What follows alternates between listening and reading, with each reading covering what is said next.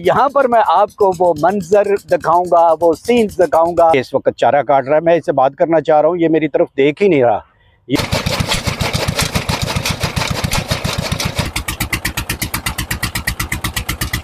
ਤੇ ਇਹ ਜਵਾਨ ਜਿਹੜਾ ਤੁਹਾਨੂੰ ਨਜ਼ਰ ਪਿਆ ਆਉਂਦਾ ਜੇ ਨਾ, ਇਸ ਮੁੰਜੀ ਨੇ ਪਾਣੀ ਲਾਏ ਆ ਜੀ। ਤੇ ਜਿਹੜੀ ਬੇਲੇ ਚ ਹੈ ਉਹਦਾ ਕੀ ਬਣਿਆ? ਉਹ ਉਂਝ ਮਰੀ ਗਈ। ਜਦਨ ਵੀ ਮੈਂ ਆਇਆ, ਮੈਂ ਤੁਹਾਨੂੰ ਪੰਜਾਬੀ ਦੱਸ ਦਿਆਂ ਦੋਸਤੋ, ਇਹ ਫਲਸਫਾ ਹੀ ਬਗੇਰਦੇ ਪਏ ਹੁੰਦੇ ਜੇ।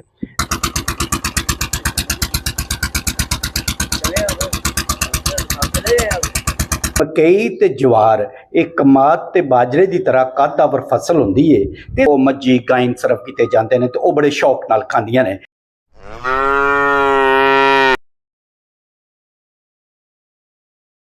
जैसा कि आप देख रहे हैं कि मेरे अक़ब में मुख्तलिफ फसलें हैं और मैं फसलों में खड़ा हुआ हूँ, तो आपने इस बात से ही अंदाज़ा लगा लिया होगा कि जब मैं फसलों में खड़ा हुआ हूँ तो इसका मतलब है कि मैं किसी डेरे पर मौजूद हूँ। हाँ जी, मैं आया हूँ अपने गांव में। जी, मैं अपने आबाई गांव में आया हुआ हूँ और इस वक्त गांव के डेरे पर हूँ मैं। और यहाँ पर मैं आपको वो मंजर दिखाऊंगा, वो सीन्स दिखाऊंगा कि जो हम देहातों में डेरों पर देखते हैं और जो एक्टिविटीज़ हम करते हैं वो एक्टिविटीज़ मैं आज आपको दिखाऊंगा। यानी हमारा आज का व्लॉग जो होगा वो देहाती ज़िंदगी पर होगा और देहाती ज़िंदगी में फिर जो हमारी डेरे की ज़िंदगी होती है और जो हमारी डेरे पर मसरूफियात होती हैं, मवेशी वगैरह होते हैं, वो सब कुछ मैं आपको आज दिखाऊंगा। अस्सलाम वालेकुम दोस्तों, सुनाएं क्या हाल है आपका? आप ठीक है, खुश है, राज़ी हैं?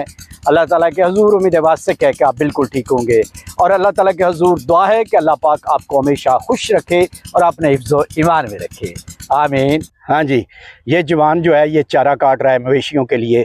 ये देखें, ये लगा हुआ है इस वक्त, इसने ढेर सारे मवेशियों के लिए चारा जो है वो बनाना है, तो ये इस वक्त चारा काट रहा है। मैं इससे बात करना चाह रहा हूँ, ये मेरी तरफ देख ही नहीं रहा, ये अपनी मसरूफियत में है। हाँ जी, डेरे की मसरूफियात में जो होती है, एक बात ये होती है कि लोग अपने अपने कामों को लगे हुए होते हैं, इनको दूसरे से कोई गरज नहीं होती कि दूसरा क्या कर रहा है। इनका दिल ये होता है कि इनका काम जो है वो जल्दी जल्दी ख़त्म हो।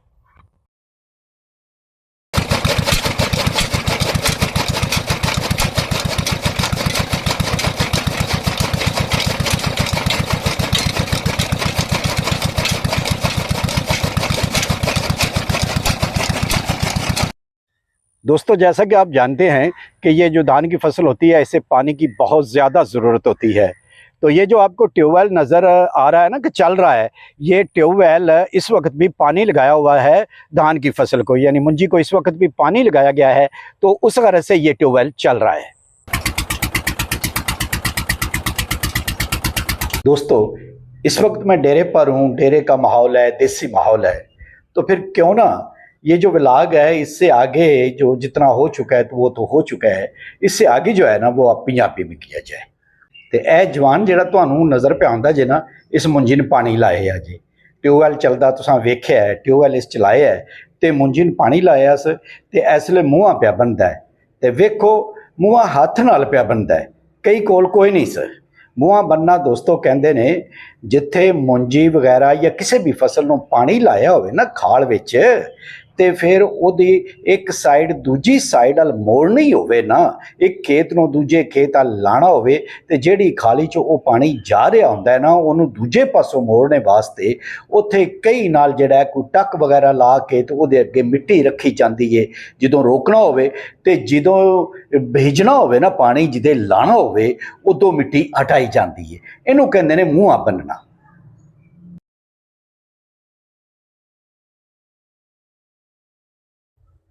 अलावा चौधरी मोहम्मद अली वड़ैच तेरे नाल प्रवेश साहब भी खलोते ने ते मैनूं कोई अज कोई वधिया जी गल सुनाए ना जटातरी दी।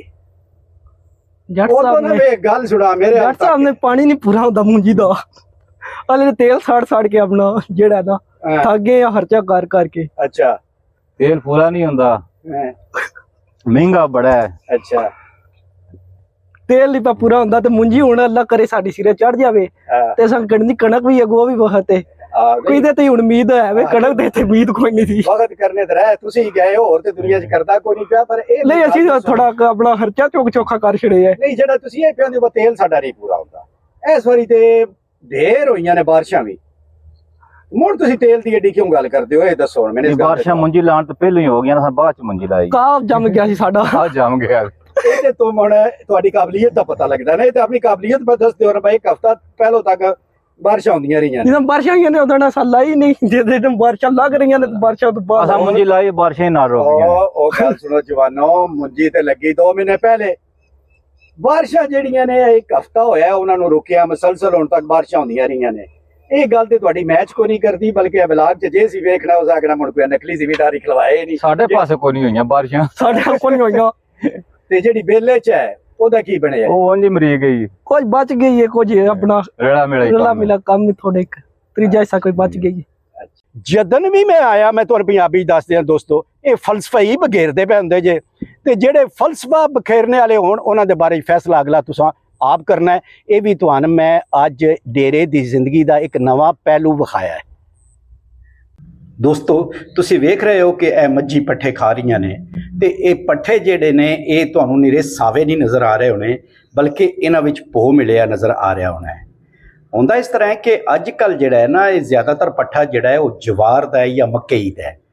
ਤੇ ਮਕਈ ਤੇ ਜਵਾਰ ਇਹ ਕਮਾਦ ਤੇ ਬਾਜਰੇ ਦੀ ਤਰ੍ਹਾਂ ਕੱਦਾਵਰ ਫਸਲ ਹੁੰਦੀ ਹੈ, ਤੇ ਇਹਦਾ ਟਾਂਡਾ ਜਿਹੜਾ ਉਹ ਜ਼ਰਾ ਮਜ਼ਬੂਤ ਜਿਹਾ ਹੁੰਦਾ ਹੈ।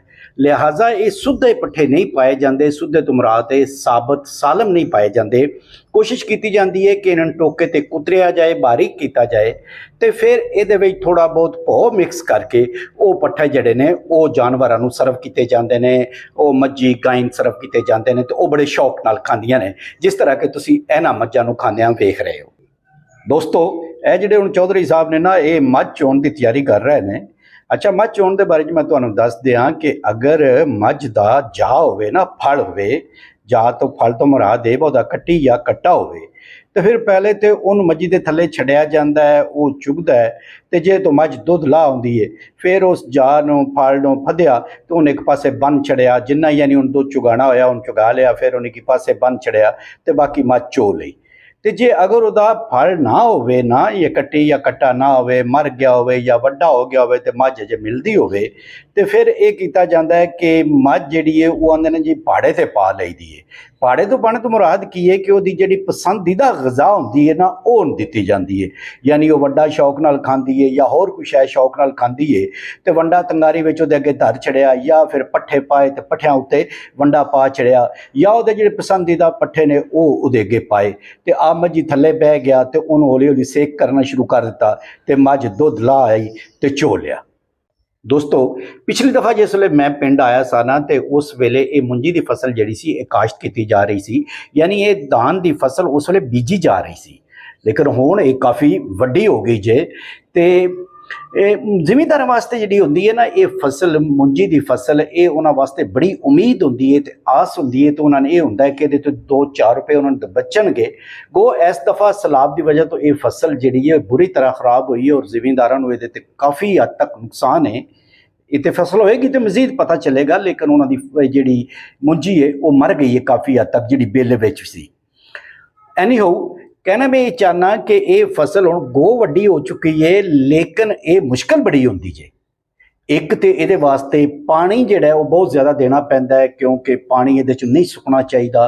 तो दूजी जिस वेले ये बूटा फस जाती है तो फिर उहदे विच इहदे चों ताल करना पैंदा है। ताल तो मुराद जिहड़ी इहदे जड़ी बूटी होंदी है उहनूं चुनना पैंदा है, उहनूं पटना पैंदा है, ताकि इहदे विच जड़ी बूटी ना रहे तो वह नुकसान ना देवे असल फसल नूं। हाँ हुण काफ़ी हद तक वैसे जिमींदारां वास्ते आसानियां आ गई ने। वो ये कि हुण अगे तो ताल करना पैंदा सी ना, ताल का मतलब मैं तुहानूं दस चुकिया बई विचों जड़ी बूटियां पटना, इहनूं असीं पंजाबी च ताल करना कहने आ। हुण जिहड़ा है वो स्प्रे कर दिंदे ने, यानी हुण तक मोस्टली लोकां ने 2-2 स्प्रे कर छड़े ने, जिहदी वजह तो ये जड़ी बूटियां जिहड़ियां ने आटोमैटिकली तलफ हो जांदियां ने।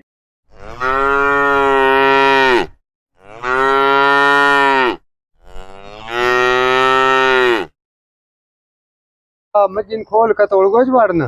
अच्छा, उड़गोज वाड़ के तो गुआ शो हो जाए, तो उज का इकट्ठा करके पट्ठे छठे पाए, पट्ठे पा के फिर पट्ठे नवे सरो लग गया। ये अब गा बिचो घा गू जेड़ा है कोई वादे घाटे दा बूटा, वो भी कप लेदा वेले को वेले, जितने मसले टाइम लगे होते वो वड़ लिया।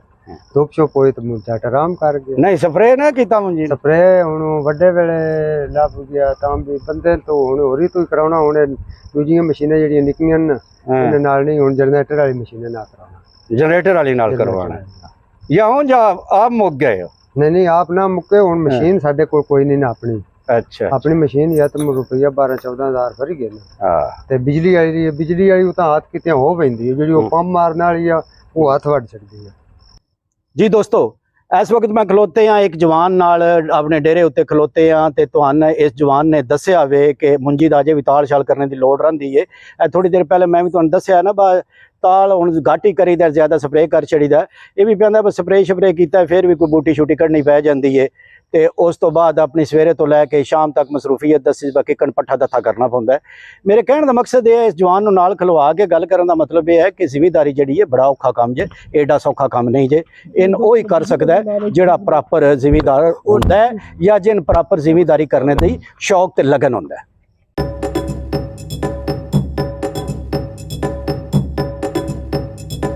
आपने आज के व्लॉग में देखा कि देहातों में जो हमारी डेरे की ज़िंदगी होती है, जो हमने मवेशी रखे होते हैं, हमारी उनमें मसरूफियात क्या होती है, कैसे चारा काटा जाता है, कैसे मवेशियों को सर्व किया जाता है, कैसे उनका दूध दोया जाता है। और फिर आजकल जो सीज़न है यानी आजकल सीज़न है किसका, धान की फसल का, जिसके चावल आप खाते हैं यानी मुंजी का सीज़न है, उसको कैसे पानी लगाया जाता है, ये चीज़ें आपने सारी देखी। तो फिर आपको आज का व्लॉग ये कैसा लगा? अगर आपको हमारा ये आज का व्लॉग अच्छा लगा है तो काइंडली व्लॉग्स ऑफ वड़ैच को सब्सक्राइब कर दें और फिर जो वो बेल आइकन है ना उसे भी प्रेस कर दें ताकि आपको हर नया आने वाला व्लॉग बर वक्त मिलता रहे। इसके साथ ही सफ्तर इकबाल वड़ैच को दे इजाज़त। अल्लाह हाफिज़।